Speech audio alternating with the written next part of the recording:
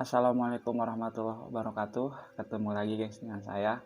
Oh ya, di pembahasan kali ini kita akan membahas sesuatu yang sering banget diomongkan ataupun sering banget terjadi di mana-mana, bahkan dengan perspektif yang berbeda-beda dan kejadian yang berbeda-beda, namun kejadiannya sama. Dan tidak hanya membahas tentang hal ini, kita juga di akhir video nanti akan memberikan tips ataupun sesuatu yang bisa kita lakukan untuk melindungi diri kita sendiri bersama keluarga dari hal-hal yang negatif. Oke, ini dia tumbal pesugihan.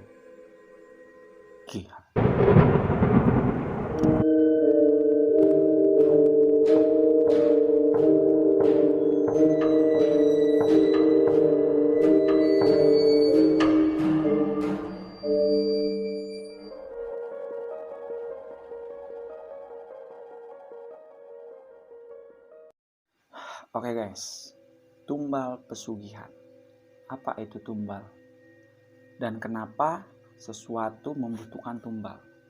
Kita akan bahas di sini. Tumbal itu adalah sesuatu yang kita berikan kepada makhluk atas apa yang sudah dia berikan kepada kita. Jadi kayak barter. Ketika kita memberikan sesuatu, nah orang itu pun memberikan sesuatu kepada kita. Namun tumbal ini berbeda guys. Sesuatu yang selalu dimintanya itu selalu berat dan aneh. Dan biasanya selalu diambil dari orang-orang sekitar kita ataupun orang-orang yang berharga untuk kita sendiri. Tumbal. Banyak banget pesugihan ataupun praktek-praktek seperti itu dengan modus yang sama dan cara penumbalan yang berbeda. Yang padahal ujungnya ya itu-itu juga, merugikan kita dan keluarga. Contoh, ada pesugihan putih, ada pesugihan hitam, ada pesugihan yang tidak memerlukan tumbal, dan ada juga pesugihan yang lebih ekstrim lagi dengan menumbalkan bagian anggota keluarga ataupun orang-orang sekitar guys. Tapi awas, jangan pernah tertipu. Yang namanya pesugihan, yang namanya penumbalan, itu ujung-ujungnya sama. Awalnya manis, di akhirnya itu yang akan merugikan kita sendiri. Ada yang tumbal meminta contoh, ini nggak usah pakai tumbal nyawa, harus pakai tumbal ini, misalkan ini nggak usah pakainya manusia, ini putih, ini nggak merugikan kita. Awalnya iya, tapi lama-kelamaan sesuatu yang gaib ataupun syaitan itu diciptakan untuk mengelabui dan mengganggu manusia agar manusia itu tersesat dan mengikuti jalan apa yang sudah para setan ini lakukan. Makanya jangan pernah tertipu. Sayangi diri kita, jaga diri kita dan keluarga kita dari praktek-praktek seperti itu. Tumbal itu kenapa selalu mengambil ataupun selalu meminta sesuatu yang berharga buat kita? Kenapa? Karena setan itu ingin kita menjadi lebih hitam dan lebih sesat daripada dia sendiri. Contoh, mungkin nih, kemungkinan apa sih yang gak pernah ada di dunia mereka dan pernah dilakukan oleh manusia? Karena mereka itu tahu ketika manusia sudah gelap, ketika mata manusia sudah mulai buta, ketika hatinya sudah mulai tertutup, apapun akan dilakukan. Sekalipun itu harus memberikan penumbalan sesuatu yang berharga untuk dirinya, bahkan orang tuanya sendiri. Hati-hati. Awalnya iya manis, cukup kamu dengan memberikan sesajen, tapi di belakang kita tanpa sepengetahuan kita, misal kita yang melakukan praktek ini, kita fine aja, kita memberikan sesajen, kita masih tetap terus mengabdi kepada dia, tapi di belakang kita tuh tidak tahu bahwa ada salah satu anggota keluarga yang digerogoti dan akan diambil secara perlahan tanpa kita sadar. Tumbal pesugihan. Tumbal pesugihan selalu diambil di saat kita sudah mencapai puncak dari perjanjian itu sendiri. Ingat guys, setiap pesugihan pasti ada perjanjian. Dan setiap perjanjian pasti ada penagihan. Dan setiap penagihan di situ pasti ada yang harus dikorbankan. Ingat, simpelnya kayak gini, ketika kita melakukan praktek pesugihan, dari awal kita diberikan sesuatu yang kita minta, disitulah siklus pesugihan sudah berjalan guys. Hati loh. Ketika kita meminta kepada makhluk selain Allah, dan mereka pun memberikan sesuatu yang kita inginkan, itu sebenarnya adalah sesuatu kepunyaan kita sendiri yang mungkin belum kita bisa punya hari ini. Ngerti nggak? Jadi gini, ini penting nih. Ini menurut saya, dan riset yang sudah pernah saya lakukan ataupun saya pernah bertanya kepada orang-orang yang pinter ataupun orang-orang yang pernah melakukan praktek ini. Kita sensor aja di sini namanya ya. Jadi gini, misal kita melakukan pesugihan, terus kita meminta uang 100 juta, misal nih, dengan perjanjian anu. Si uang 100 juta ini diambil dari kepunyaan kita dan anak turunan kita nanti, yang dinikmati kita hari ini dengan kenikmatan semu dan akan berakhir dengan kesengsaraan, terutama untuk anak cucu kita. Tapi perjanjian dan teror dari makhluk ini masih terus berlanjut sampai anak cucu kita nanti.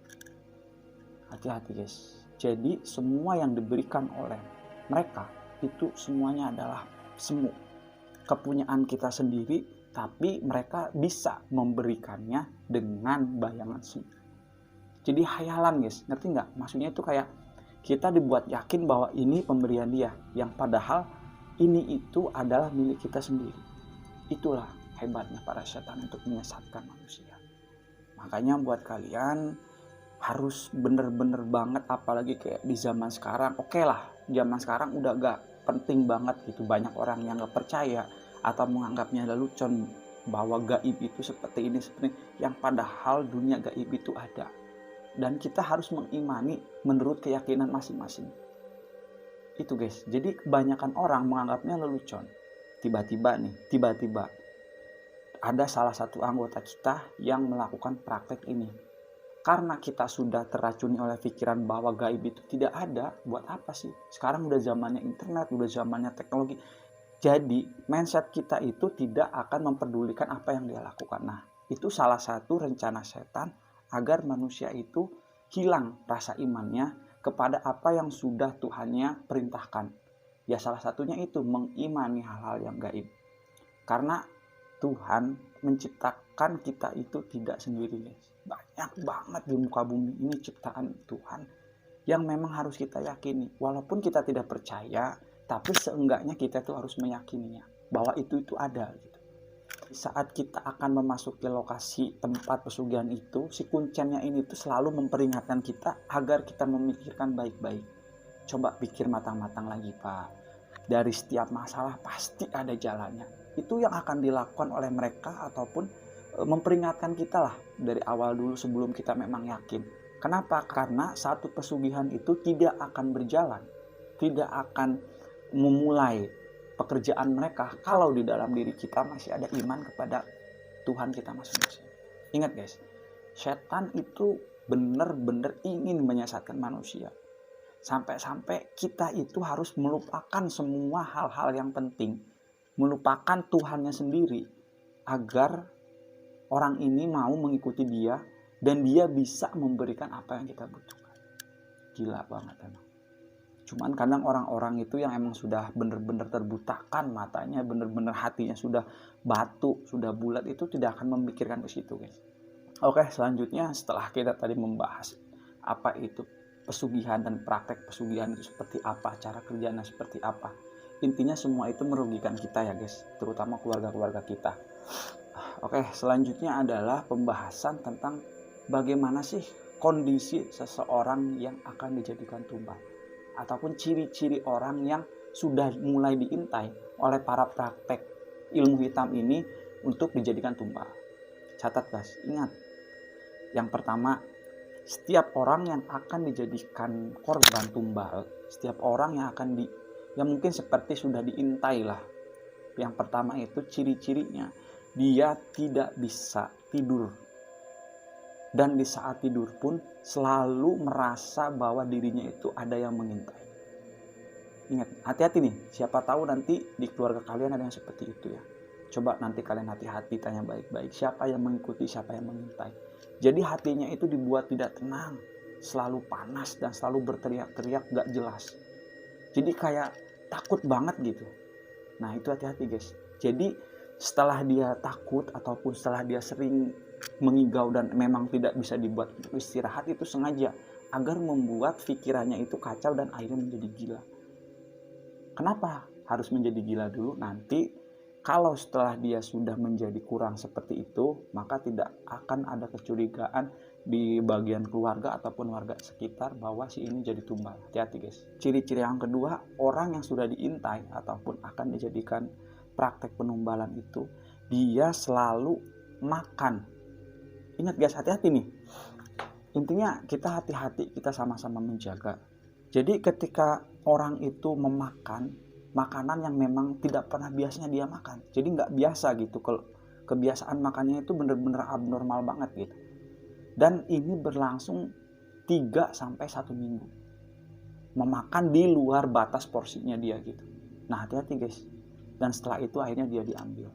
Itu ciri-ciri yang kedua.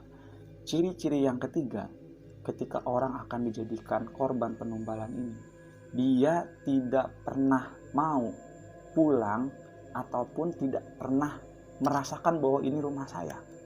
Jadi dibikin gak betah di rumahnya. Hati-hati nih, hati-hati. Jadi sengaja dibuat sesat ataupun sengaja dibuat di pikirannya itu diganggu terus-terusan oleh makhluk-makhluk yang memang ditugaskan untuk mengambil dia. Gitu loh. Jadi dia tuh kayak gak betah di rumah tuh berasa kayak neraka ataupun males lah mau ke rumah itu sengaja. Gitu guys, hati-hati. Nah, dan untuk ciri-ciri orang yang akan dijadikan tumbal selanjutnya, dia dibuat melakukan sesuatu yang tidak pernah dia lakukan. Jadi kebiasaannya dia itu benar-benar berubah. Dia sering melakukan hal yang tidak disukainya.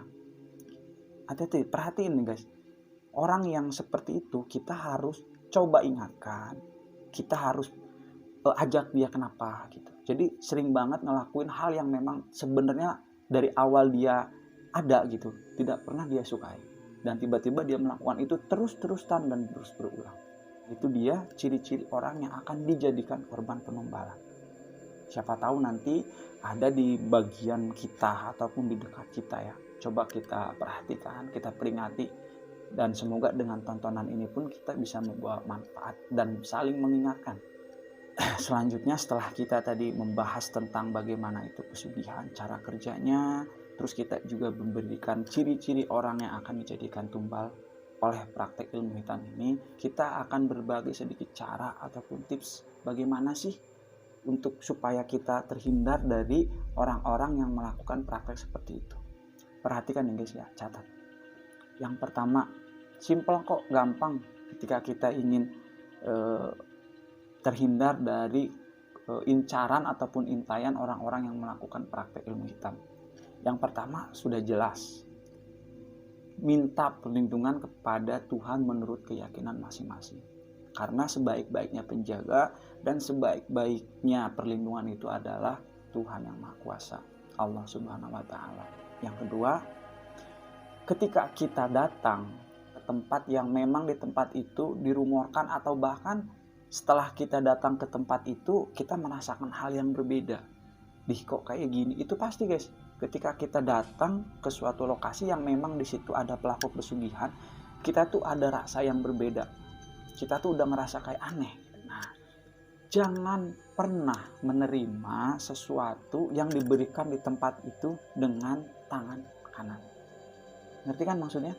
Jadi ketika misalnya contoh nih, kita datang ke tempat makan ataupun ke tempat usaha yang memang si pelakunya ini melakukan praktek seperti itu, usahakan menerima setiap yang disajikan itu dengan tangan kiri. Karena gini guys, tangan kiri itu kan bersifatnya menetralisir hal-hal buruk menurut keyakinan masing-masing ya ini. Jadi ketika ilmu hitam ini ingin mengintai kita ataupun akan mengambil kita netralisir dengan tangan kiri. Nah, setelah kita menerima barang ini dengan tangan kiri, kita oper ke tangan kanan. Ingat nih, kita simpan ke meja ataupun tempat-tempat yang mudah nyimpennya, terus kita gosok tangan kita gini. Bismillah, la haula, bismillah, la haula, la haula wala quwata illa billahil aliyil azim. Dan setelah kita menggosok tangan kita seperti ini, tidak terdengar suara, Karena umumnya ketika kita menggosokkan tangan pasti ada suara. Nah, ketika tidak ada suara berarti kita sudah mulai dekat ataupun diintai, ataupun energinya sudah mulai masuk ke diri kita. Hati-hati guys. Terus ke bawah kayak gini guys. Sambil kita baca Astagfirullahaladzim, A'udzubillahi minasyaitonir rajim, Bismillahirrahmanirrahim, la haula wala quwata illa billahil aliyyil azim. Terus kita buang. Ingat, itu adalah cara yang kedua agar bisa terhindar dari niat jahat atau terhindar dari orang-orang yang ingin menjadikan kita tumbal dalam praktek pesugihannya. Cara yang ketiga, jangan pernah menerima hal yang tidak pernah orang lain berikan kepada kita. Jadi aneh, tiba-tiba si Anu memberikan sesuatu yang nggak pernah dia berikan kepada kita dan tidak pernah kita dapatkan dari orang lain. Harus hati-hati. Harus kita tolak dengan cara halus dan baik-baik. Dan ketika pun dia memaksa, kita terima dengan tangan kiri. Dan setelah si orang yang memberikan ini pamitan, kita buru-buru lari ke belakang rumah terus dikubur. Jangan dibuang, dikubur. Ingat ya. Dan cara yang keempat, ini yang paling penting. Ini bisa jadi kebiasaan kalian semua dan ini baik untuk keselamatan kita dan keluarga. Catat ya guys. Usahakan setiap pagi ketika kalian keluar rumah, misalkan habis subuh gitu kan, kelilingi rumah ataupun tempat kalian tinggal selama 3 kali.